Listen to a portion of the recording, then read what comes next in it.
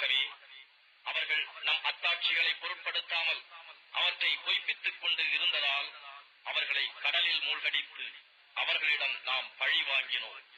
எனவே எவர்கள் சக்தி குறைந்தவர்களாக கருதப்பட்டார்களோ அந்த இஸ்ரவேலர்களை கிழக்கிலும் மேற்கிலும் உள்ள நிலப்பகுதிகளின் அதிபதிகளாக்கினோம். இன்னும் அவற்றிலே பெரும் பாக்கியங்களையும் அளித்தோம். இஸ்ராயேலின் மக்கள் பொறுமையாகவும் உறுதியாகவும் இருந்த காரணத்தால் அவர்கள் மீது இறைவனுடைய அழகிய வாக்கு பரிபூரணமாகி நிறைவேறிற்று. மேலும் பிராவுனும் அவனுடைய சமூகத்தாரும் உண்டு பண்ணி இருந்தவற்றையும் கட்டியிருந்த மாட மாளிகைகளையும் நாம் தரைமட்டமாக்கிவிட்டோம். நாம் இஸ்ராயேலின் சந்ததியினரை கடலை கடந்து அழைத்துச் சென்ற போது தங்களுக்குரிய விக்கிரகங்களை ஆராதனை செய்து கொண்டிருந்த ஒரு கூட்டத்தார் அருகே அவர்கள் சென்றார்கள்.